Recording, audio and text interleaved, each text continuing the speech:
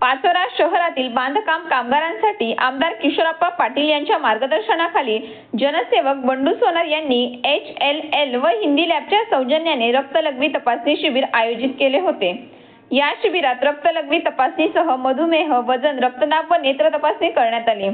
या शिबिराचा एकूण 35 बांधकाम कामगारांनी लाभ घेतला व या शिबिरामुळे आज आमचे पैसे वाचले म्हणून त्यांनी आमदार किशोरप्पा पाटील व बंडूभाऊ सोनार यांचे आभार मानले व बंडूभाऊ सोनार यांना भावी नगरसेवक म्हणून निवडून देण्याचे आश्वासन दिले। तसेच माझ्या प्रभागात कुणालाही काहीही समस्या असतील तर त्यांनी 91 58 50 93 18 या भ्रमणध्वनीवर संपर्क साधावा असे आवाहन बंडूभाऊ सोनार यांनी केले।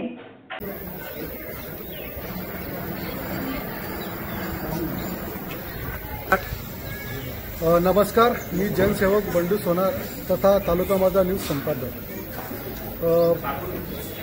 आज आपल्या प्रभागामध्ये जे आपल्या पाचोरा शहरातील तसेच प्रभाग क्रमांक 8 मधील जे नोंदणीकृत बांधकामगार आहेत यांचं आरोग्याचं तपासणीचं फॅमिलीचं आपण सुरू केलेलं आहे। सर्वप्रथम मी या शिबिरासाठी त्यांनी आपल्याला मार्गदर्शन केले आमचे पाचोरा बळगाव मतदारसंघाचे लाडके आमदार कार्यसम्राट किशोरप्पा पाटील यांच्या मार्गदर्शनाने हे पाचोरा शहरामध्ये प्रत्येक वाईज आपण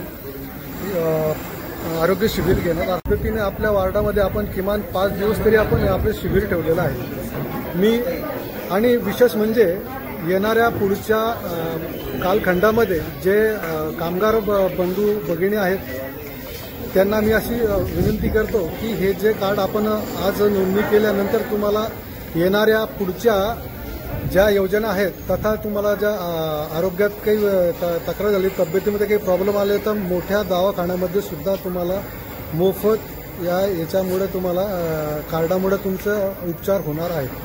आणि विशेष म्हणजे हे कार्ड ज्यांच्याजवळ आहे या ज्या आरोग्य तपासणी ज्यांची होणार आहे येणाऱ्या पुढचा लाभ म्हणजे आपल्या मुलांची शिष्यवृत्ती असेल, त्याच्यानंतर आपल्या मुलीचं लग्नासाठी आपल्याला कामगाराच्या मुलीसाठी जे पैसे मिळत असतात असे अनेक योजना आहेत। त्या योजनांचा आपल्याला लाभ हे आरोग्य कार्ड केल्यानंतर तुम्हाला त्या पुढचा लाभ घेता येईल। तरी मी राज्याचे मुख्यमंत्री देवेंद्र फडणवीस साहेब तसेच माजी मुख्यमंत्री एकनाथजी शिंदे साहेब तथा आजचे उपमुख्यमंत्री एकनाथजी शिंदे साहेब यांचे मी आभार मानतो की त्यांनी जनतेच्यासाठी ह्या विविध योजना बांधकामगारांसाठी चालू केलेल्या आहेत। आणि ह्या आज सामान्य जो बांधकामगार आहे हा फार आर्थिकदृष्ट्या कमकुवत असल्याकारणाने त्याला ह्या योजनेमुळे त्याचा लाभ त्यांना मिळत असतो आणि याच्यामुळे त्यांचं पुढील आयुष्य हे सुरळीत चालू असतं। जय हिंद, जय महाराष्ट्र।